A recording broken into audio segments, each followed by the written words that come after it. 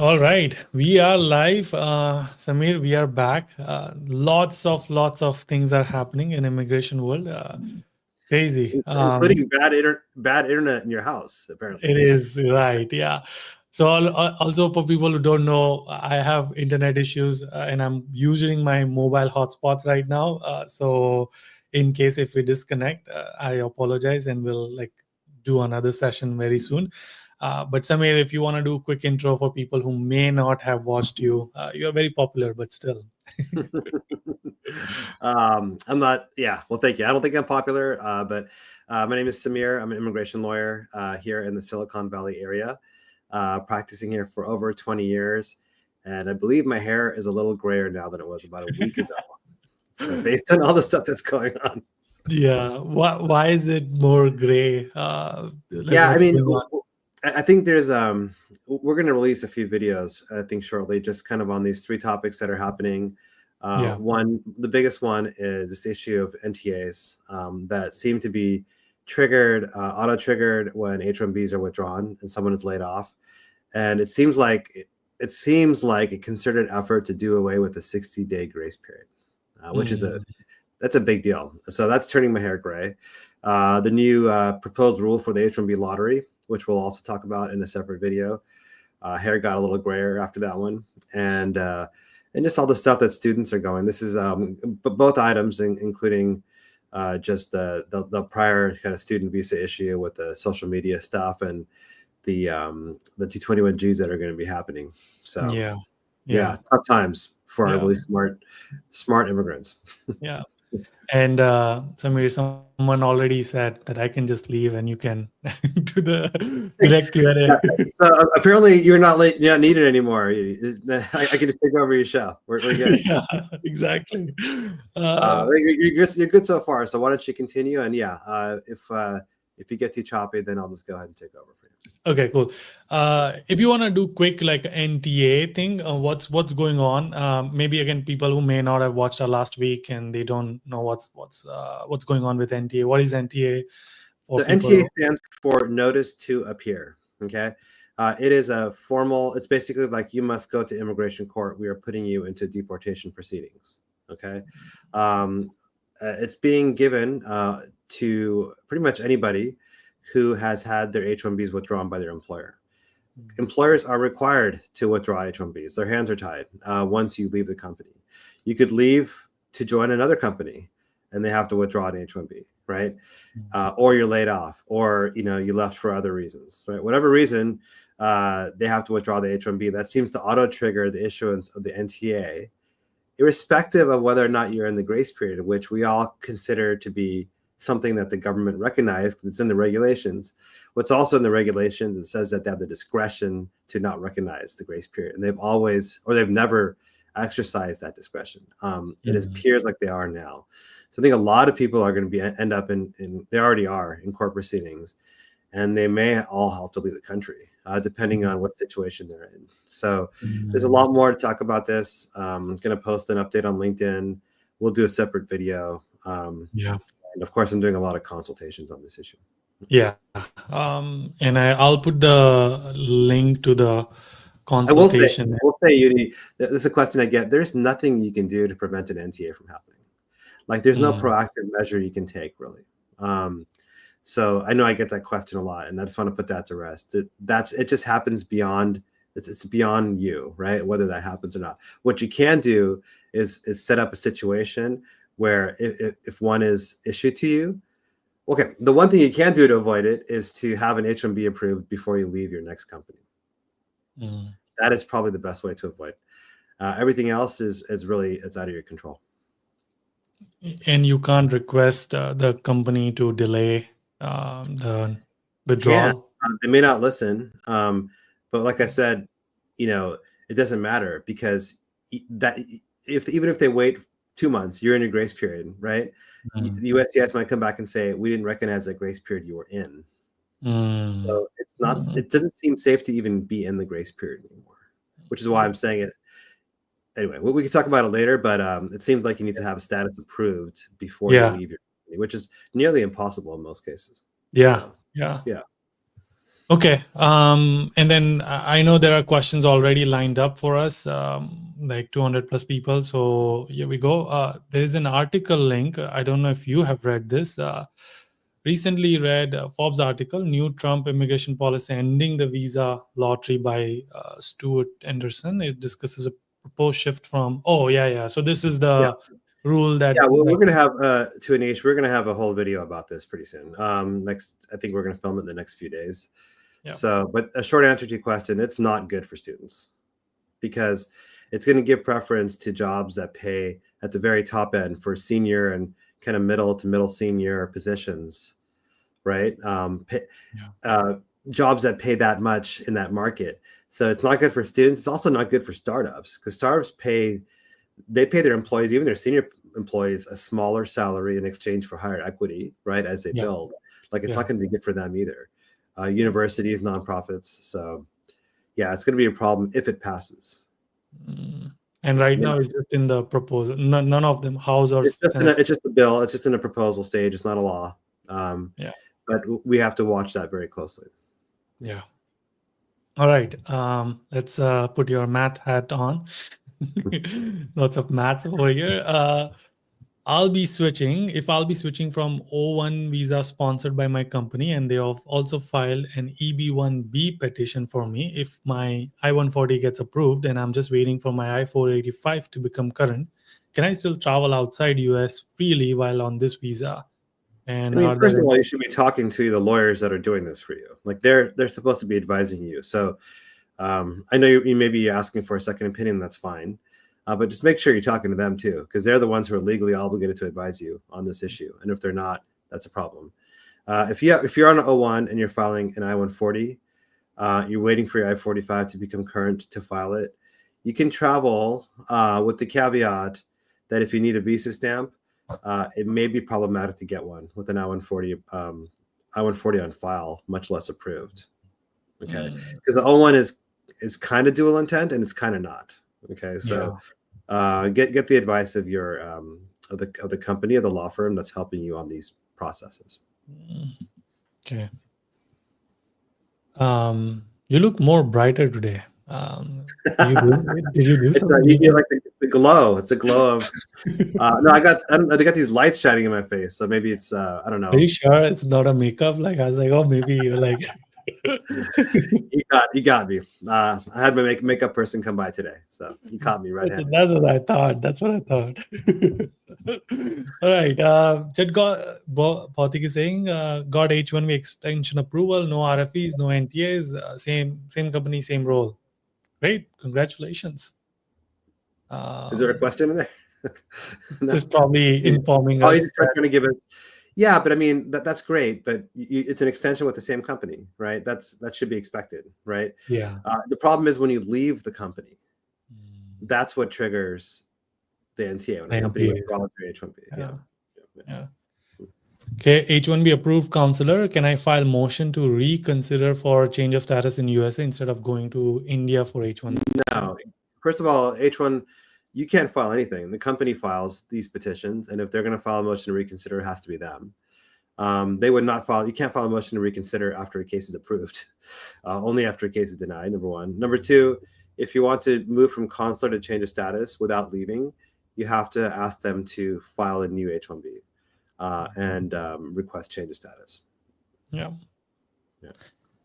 Okay. I see a bunch of questions on CBP questions. I know. So this is like incoming fall student. They probably have all these bunch of questions. So Samir and I, we talked offline and we're going to film a video tomorrow. Hopefully it'll come out very soon. So hold on to your CBP questions, all the incoming students. Okay. Could you tell me if a company sponsored EB1 A applicants needs to submit supplement J or provide proof or offer of employment during adjustment of status to PR? Good question. Funny screen name, but good question. And no, you do not need to submit a supplement J, even for a company-sponsored EB1A applicant. How do I know? Look up the I-485J instructions. You'll see it in there. You don't have to. Nice. Mm-hmm. Looks like you've been doing this a lot. No, I'm just kidding. So I got 221G white sleep, and they didn't even mention anything while coming out. It has been 50 days, still shows refused. Oh, this is for F1 visa 221G that they If this are. is for the F1, the social media issue, this is because they need to look at your social media accounts, and they also have to do so for the thousands of others that they interviewed, and they're just backlogged. And this is the problem, right? If you're going to have one officer in charge of looking at all the social media accounts of everyone they interview, this is going to take forever. And now we're starting to see the manifestations of that. And what can you do? There's nothing you can do. There's nothing. I'm sorry. You're stuck until they get back to you, if that's what's happening here. Yeah. Okay. What if Republican loses an upcoming presidential election on November 7th? Can all these rules be changed? Someone's already tired of 6 months in. We're already tired of the administration. Right. Yeah. I mean, look how quickly this presidential administration is changing policies and rules.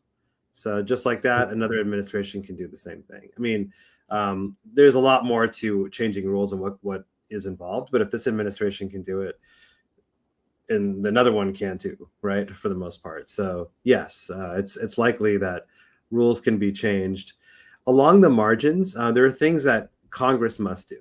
Okay, increase H1B quotas, increase green card quotas, change the lottery system, like things like that. That's harder to do. It has less to do with who's president, unless the president's party controls Congress, which is what's happening right now. And that's pretty rare for that to happen. So when that happens, it's all bets are off. So you could have a new president, let's say a Democrat, in 2028. But if that Democrat, he or she, does not have full Democratic Congress, then it's just going to be hard to get anything done. Okay. I'm on student F1 visa and only one chance left for H1B. Now I'm thinking to shift to another visa, L1 or O1, but not sure to which visa. Could you please suggest or let me know the roadmap where I'll get approval without any major challenges? I mean, high level, we did a video on the O1. Yeah. And I ran a bit of a masterclass. So I think you can look that up on UD's site, and you can kind of learn more about what it takes to get an O1. The O1 is a little bit more, I think, within your control. The L1, you have to leave the country for a year before you can come back in. So that's a little bit more straightforward. If you have a company that's offering you to do an L1, that's basically what it is, right? For L1, you have to leave the country for a year and come you have back. to work. The L1 is an intra-company transfer. So the idea is you worked abroad for 1 year for the affiliate or parent or subsidiary of this company, and now you're coming to the U.S. to work for that company, right? So in order to make that happen, you have to go abroad for 1 year and work for that company. So you can only do that if the company is offering that. So if that's in play, then that's a legitimate solution. As for the O1, check out the video that we did on it. Yeah. And Madhu, if you already feel like your profile is ready to be evaluated, Samir and his team can evaluate your profile for O1. Use the same link that I posted earlier. I'll post it one more time. Sorry. Since it's not pinned, I have to keep posting it. Here we go. You can use this link, fill out the form. You can mention my name and pre-evaluation for your O1 profile. Okay. If you are on STEM OPT and your O1, EB1 or EB2 is in process, would you still need a work visa?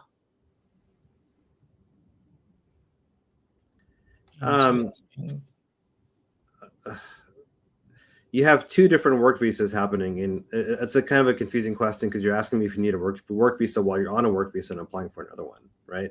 So you always need a work visa to be here and work here. Right now, you have STEM OPT, that's a work visa. Once that ends, I think you're trying to get onto O1. That's another work visa. The EB1 or EB2 is a green card process, and that is not immediate, right? That's like permission to apply for a green card. That takes time to get you work authorization and permanent residency. So it's not a near-term solution. The near-term solution is a work visa. The long-term solution is a green card. You kind of need both in most cases happening at the same time. Okay. I plan on traveling and have a valid H1B. Is there any risk with being unable to come back? There is always a risk. Whether or not you have a greater risk than anybody else. I mean, for most straightforward cases, the risk is very small. Okay, assuming you have the valid visa stamp and all the correct documentation. Talk to your lawyers and have them. They're the ones who know your case, your H1B, and ask them for help. What do you need to travel? What is the risk level for me? And their job is supposed to be able to advise you on that stuff. Yeah. Okay. If H1B rules are changed based on wages, will it affect cap exempt also? Interesting. That's a good question. Yeah, because if there's no cap, then how can there be a cap exempt? It very well could. I'm not entirely sure. I don't think that part of the rule has really been fleshed out yet. So it's a little premature. But we'll try to address that question when we do our video. It's a good question. Yeah. Yeah. Okay. My wife has her H1B approved on consular processing. Her OPT ends end of December. Employer almost done with change of status. Is she fine to work past December if her H1B change of status is still in process?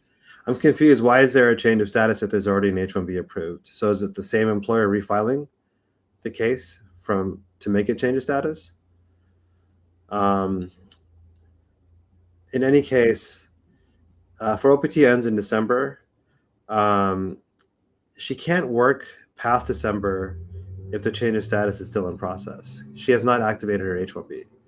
Like the H1B, like work visa needs to be activated, whether that's by the change of status being approved or her having to travel and re-enter on a visa stamp, H1B visa stamp. Yeah. Okay. Apply stamp OPT on April 12th. OPT ended June 4th. Case still in progress with 8-month wait in USCIS, 50 days of grace period. Please suggest if I wait for 2 more months or go for premium processing. You are given so you're given 180 days past June 4th, right? Of work authorization while the STEM OPT is pending. So premium processing should happen before the 180 days is up past June 4th. So that's up to you. But in the meantime, you're allowed to continue working. Oh, so Swati said that was for the 221G that she has for 50 days was for H1B, For not an F1. H1B? Yeah. And if you don't know why, that's a little different. If you don't know why, consult with a lawyer. Once you get to the 90-day mark, you can start making inquiries.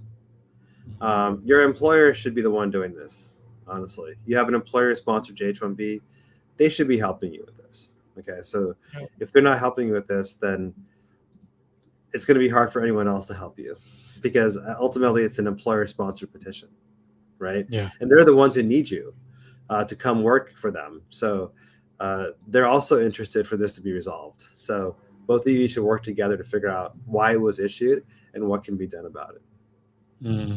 Yep. Sorry, Samir, I'm just posting the link again because a lot of people are asking. So I have posted it and I'm gonna pin it as well so that way it can just stay. Here we go. Okay. I want to go to H1B visa stamp renewal, same client, same employer since last 4 years, initial H1B and new H1B. I qualify for H1B Dropbox.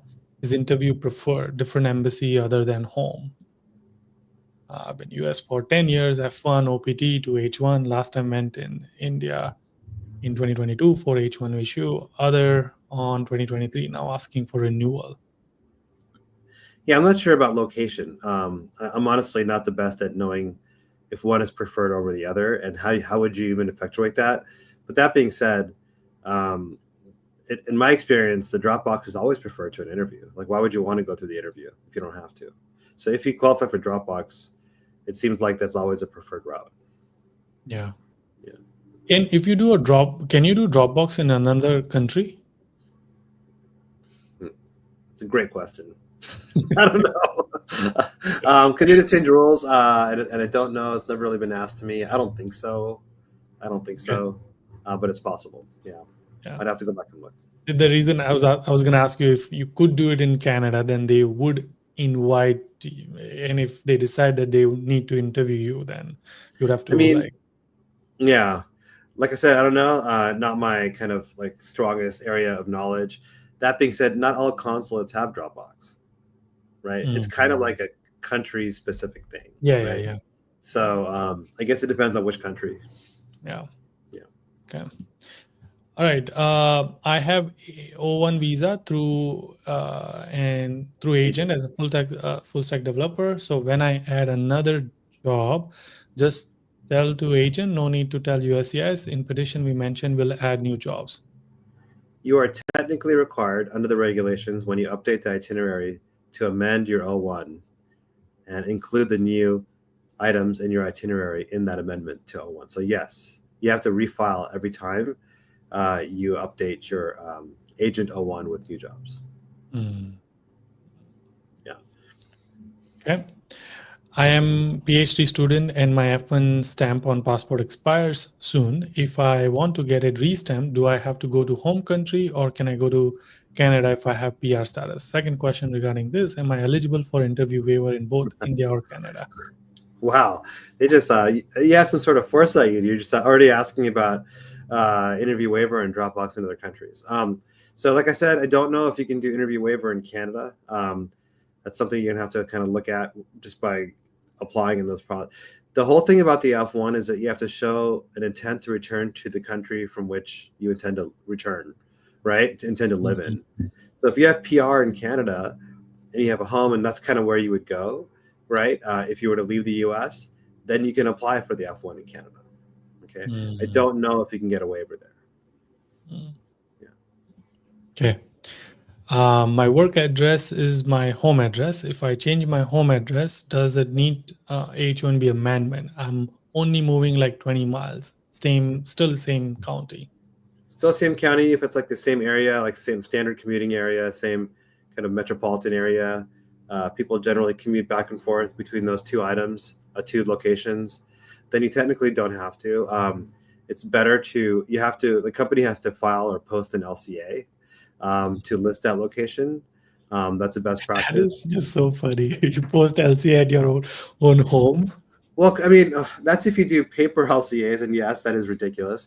Sometimes they're in the bathroom, sometimes they're, but we counsel all of our clients to do electronic LCAs.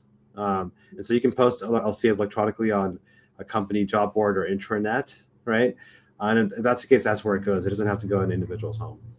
Interesting. Okay. Yeah, so you shouldn't be doing paper LCA. There's really no reason to do paper LCAs anymore, but some companies still are kind of stuck in that practice. Yeah. Okay.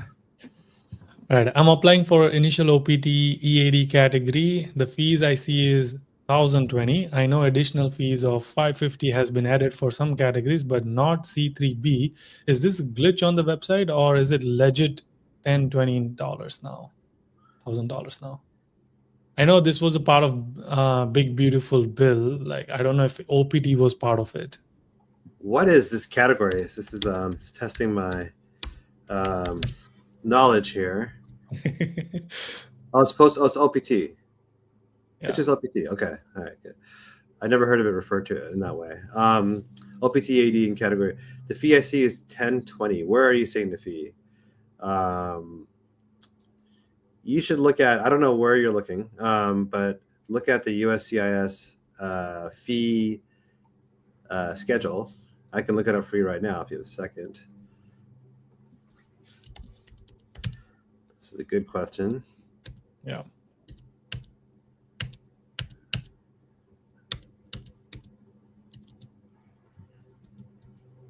Okay.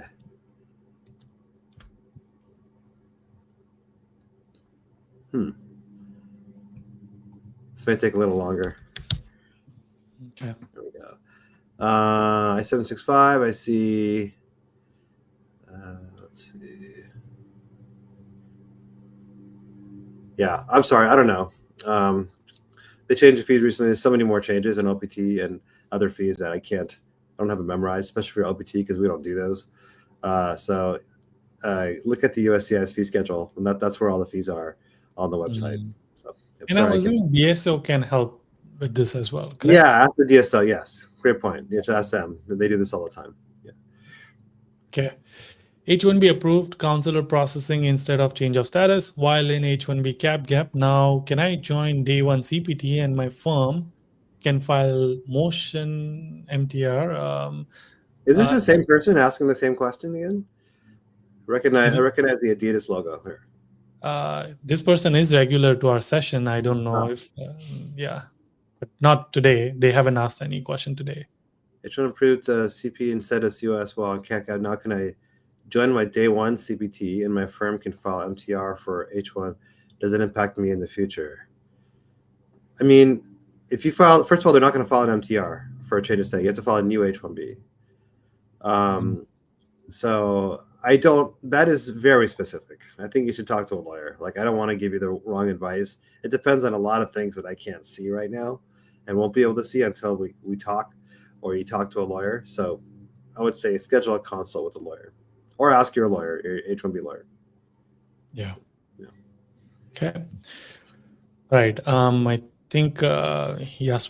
So I'm currently in first year of OPT and actively looking for a job. Given the recent development around H1B selection process, would you recommend focusing on companies that sponsor H1B, or should I prioritize strong experience regardless of sponsorship with long-term goal of building My profile? answer is both. Do both. Yeah. Because you don't know which one's going to work. Like the H1B should be the plan A. The O1 should be your plan, or okay, H1B should be plan 1. The O1 should be plan 1A, basically. Like there's a strong chance you won't get the H1B. And you should almost act as if that's going to happen and preparing for the O1. And you need to have either option at your disposal should you need it. So I'd say it's both. Yeah. Okay. I have a B2 application pending since 8 months, but I got a job. So my company filed for H1B. I got an RFE to show B2 status when H1B was filed. Do you suggest switching to consular, or is it risky to go out? I mean, I'd have to look at the RFE. I'd have to look at your file. I don't have enough information.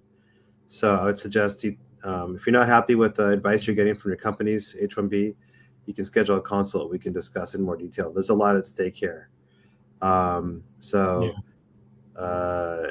you can't maybe you can switch to consular in the response, but generally you're kind of stuck with how you applied or how the company applied initially. So ultimately, the worst that can happen, I think, is that if you respond with as much as you can to demonstrate your B2 status and they deny, they're not going to deny the H1B if that's the only reason they RFE'd you. They're not going to deny the H1B itself. They're going to deny your change of status with two separate things, right? So they can approve an H1B and force you to leave and re-enter, at which point you're going to have to do that anyways. So, but yeah, definitely talk to your company's lawyer or schedule a consult with a lawyer to talk to them about this. On STEM OPT, H1B change of status in premium. If approved soon, can I switch employers before October 1st start date? Oh, this is a very common question. I'm assuming the H1 for the same employer as the STEM OPT. If that's the case, I would not do it. No, I would not do that, because if you switch employers, you're going to lose your H1B. You have to activate the H1B by working with that company after October 1st. So if you don't do that, then that employer is not going to withdraw the H1B, the first one, right? If you leave them, they're going to withdraw, they have to. And then not only are you going to lose the H1B, you might end up in immigration court because they're going to issue an NTA on you. So I mean, that advice has now changed. So what is the premium thing going on over here? So she's saying, or he's saying, they applied. Looks like she got an H1B in the lottery. The company applied for it, premium processing, got it approved, but it's not going to be active until October 1st. Gotcha. Right. So if she leaves the company now and switches employers for October 1st, then company A is going to withdraw their H1B. Yeah. And then she's going to be up a creek. So I would not do that. Okay. Got it. Okay. I have my H1B visa stamped and in my first year, I also currently receive Canada PR. Would traveling often between US and Canada create any issues coming to US during immigration or Port of Immigration? I don't think so. I mean, that happens all the time. Yeah.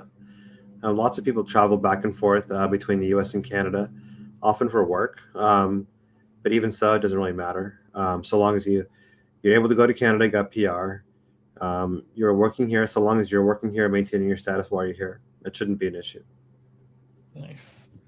Okay, I recently got promoted from individual contributor to people manager in the same team. Company is filing an amendment. My question is, do I get a new extension with 3-year extension?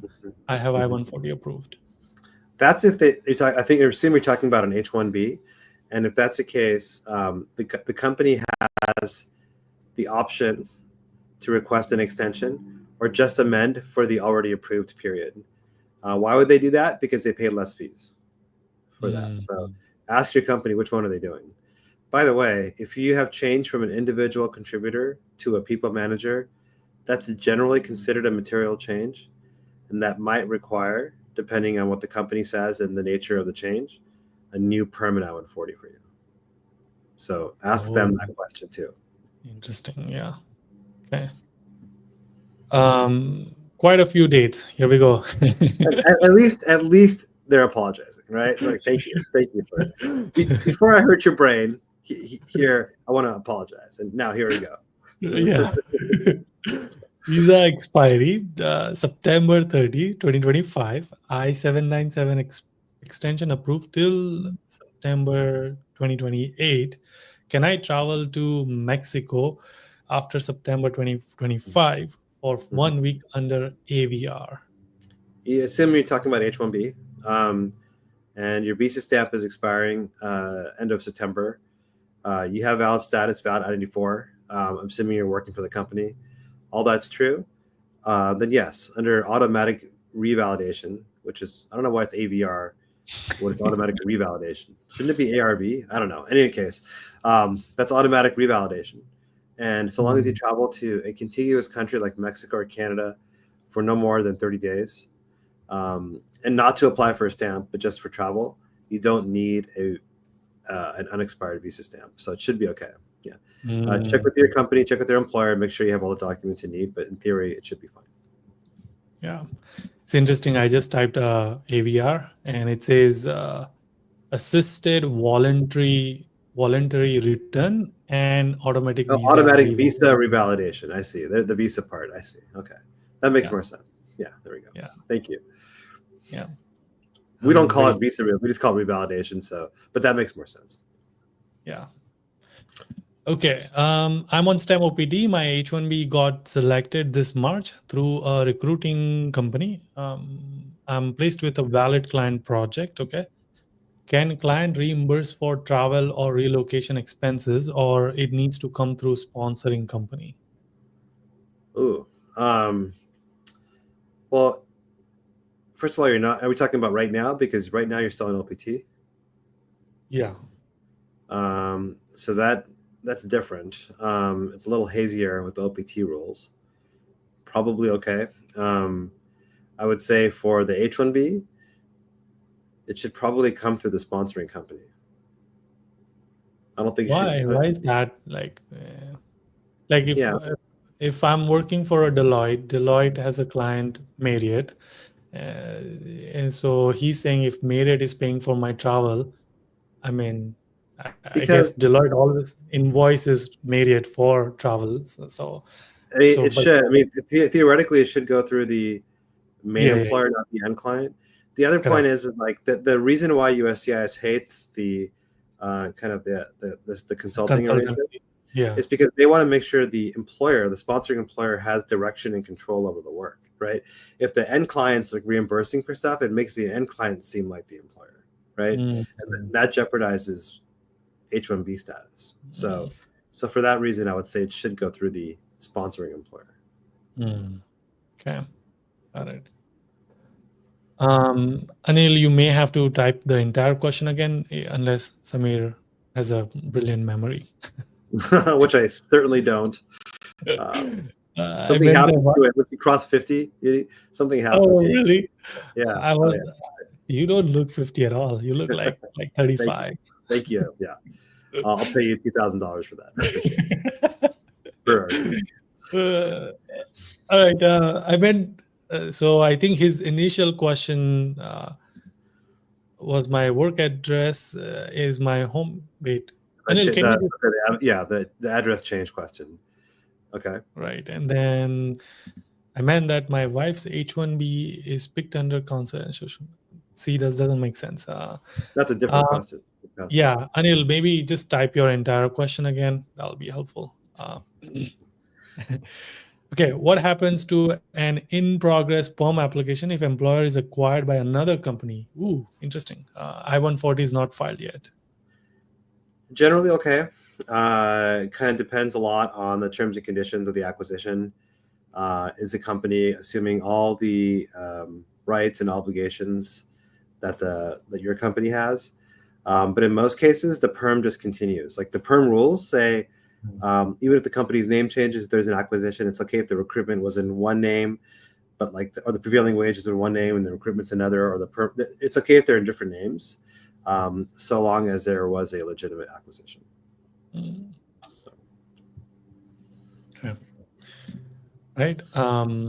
Thanks. Another thing I wanted to ask was last action rule on I-94. I recently got it fixed by CBP as they gave me an admin until date of or past I-797 and not the new one, but will like to let other folks know as well. Generally speaking, I think this is what Tanisha is asking. Generally speaking, the last action rule means whatever expiration was given to you later in time is what controls your status, right? So the way this can go really wrong for people, and this is why you always want to check your I-94 after you travel, is let's say you got an H1B approved for your company, right? And let's say the expiration is September 2028.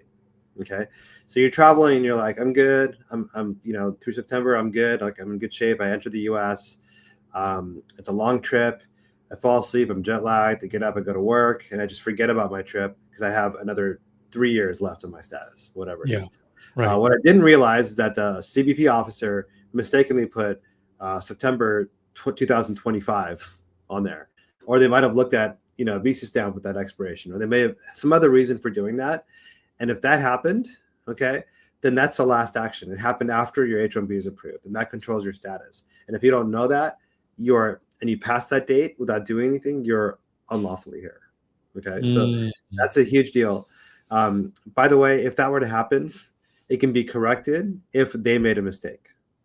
They make a mistake if they look at your visa stamp as opposed to your I-797 as your controlling date. Okay.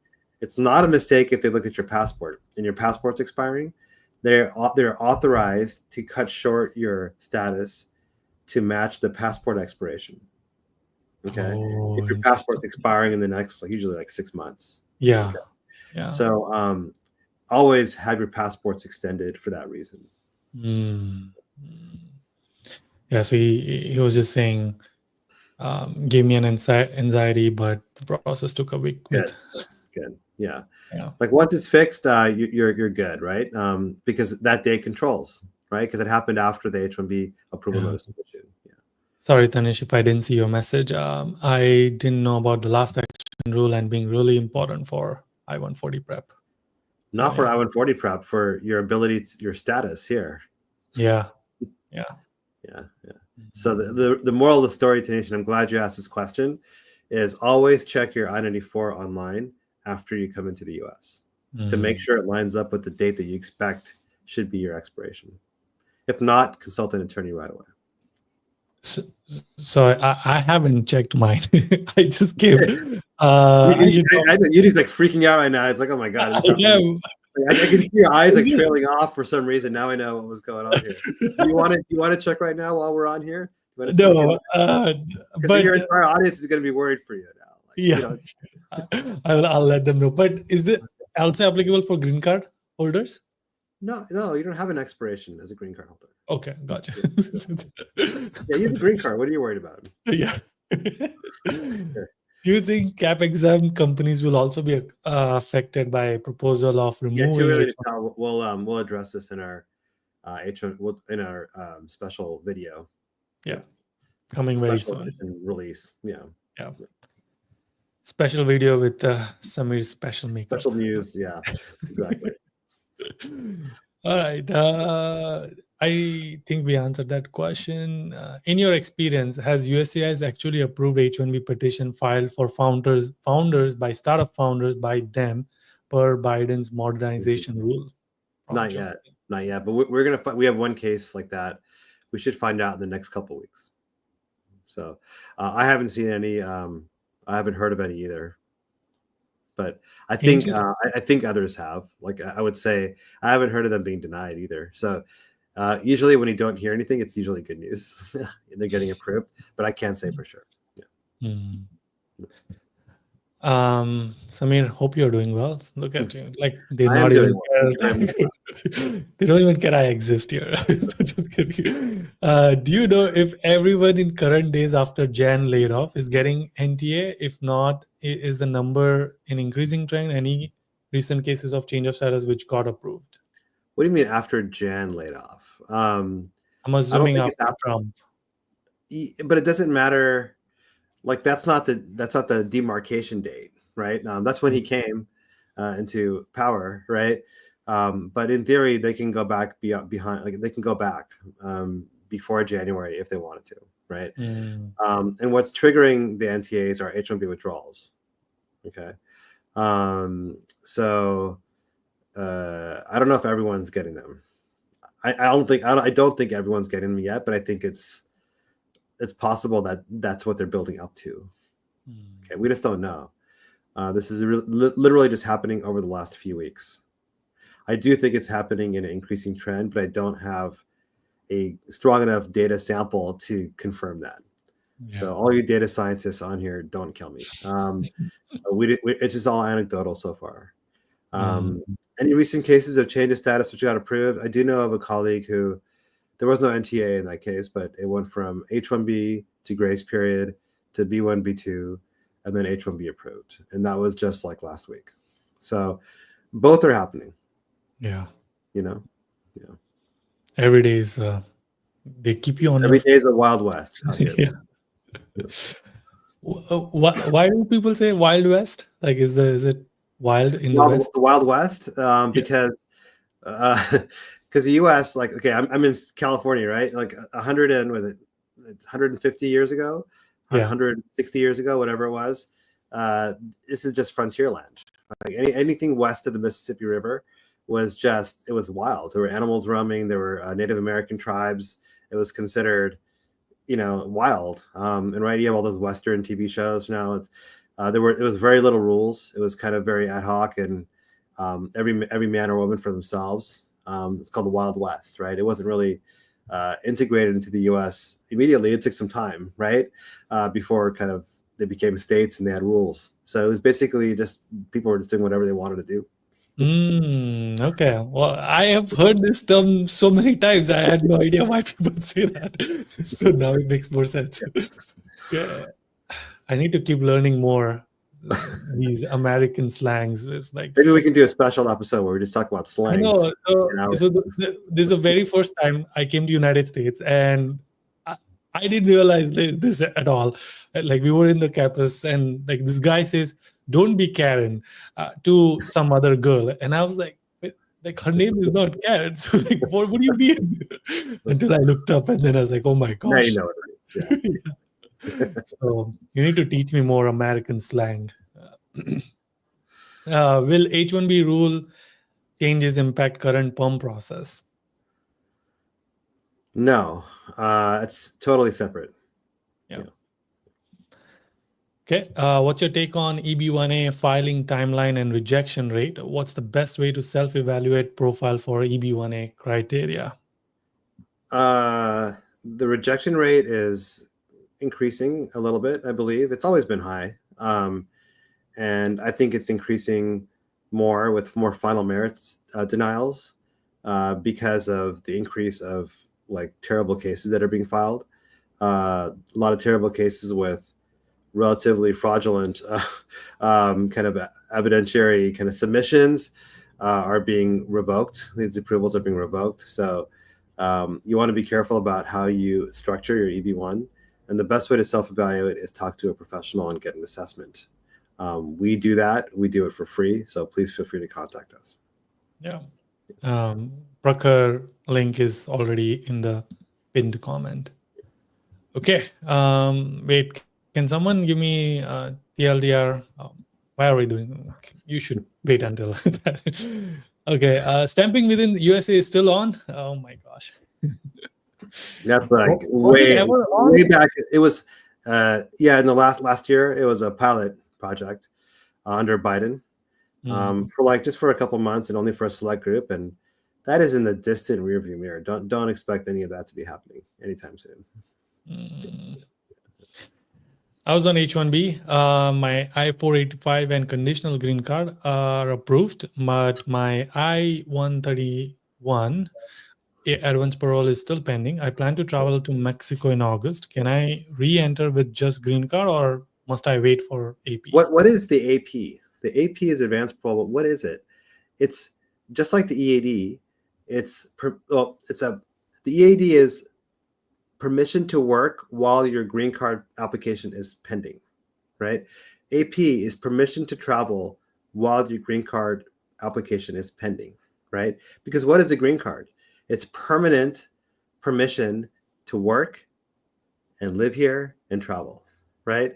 So the AP is only there to kind of keep you sustaining those things while you're waiting for the I-45 to be approved. But now it's approved. So congratulations, you have a green card. Now you can travel as much as you want, so long as you don't abandon your residency in the U.S., which generally means travel more than 6 months at a time is problematic. Nice. Okay. Right. I'm currently on H1B and my I-140 has been approved. My wife is on H4 and she's also has H4 EAD. She's working and completing her day one CPT. After my I-140 approval, I changed her status to H4.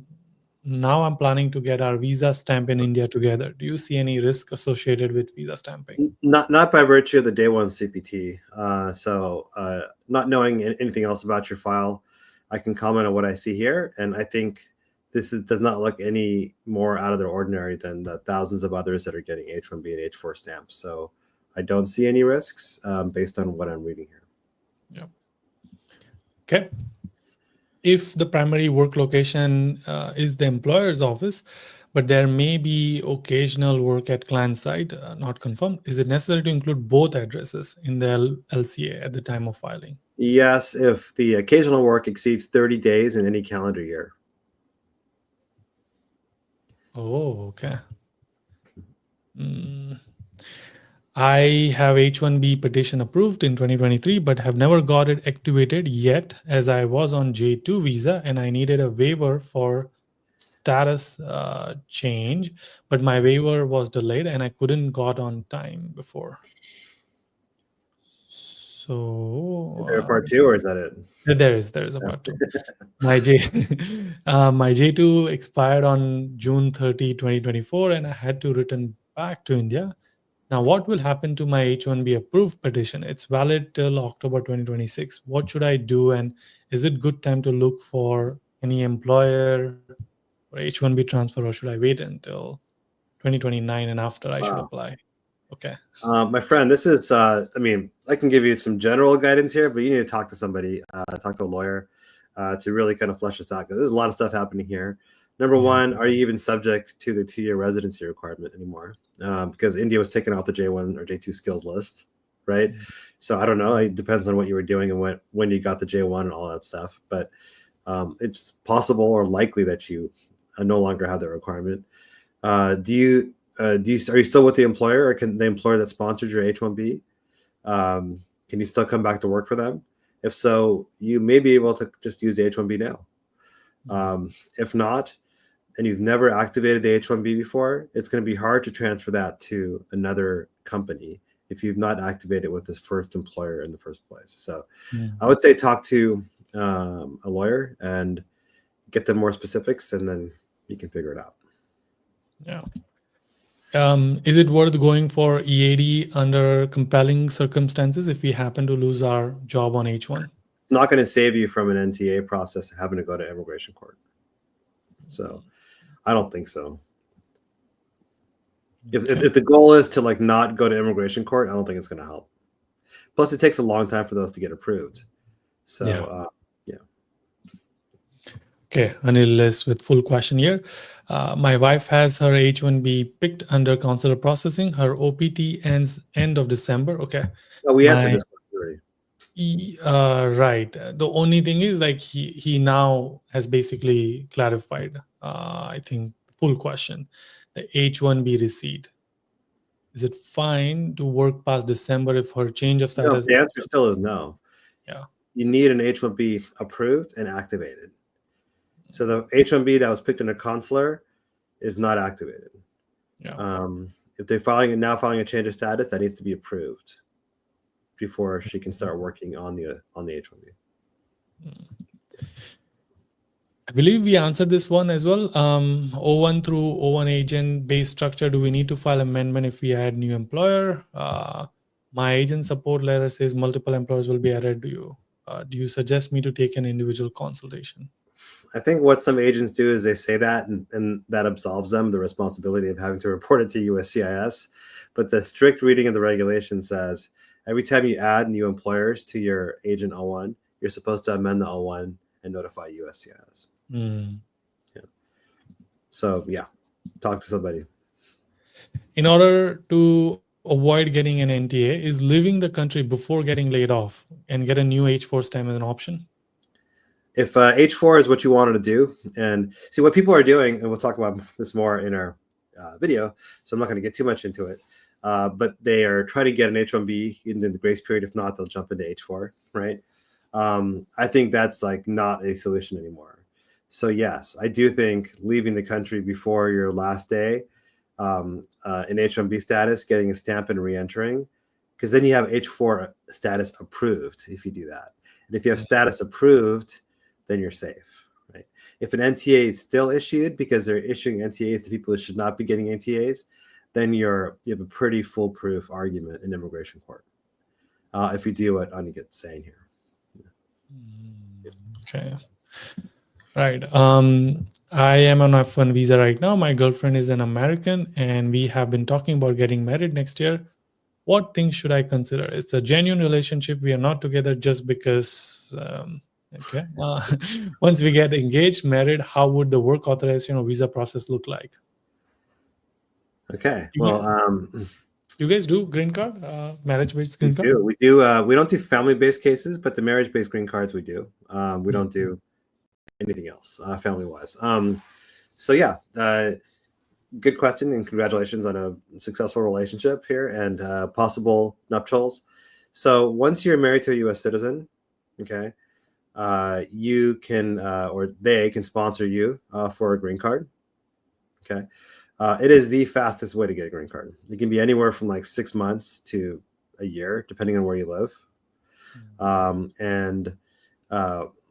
Once you get engaged, getting engaged doesn't really do anything. It's the married. You have to get married. You apply for the green card, and then along with that application comes the EAD process. There's no visa. There's advanced parole, right? And you apply for those things. You cannot leave the country.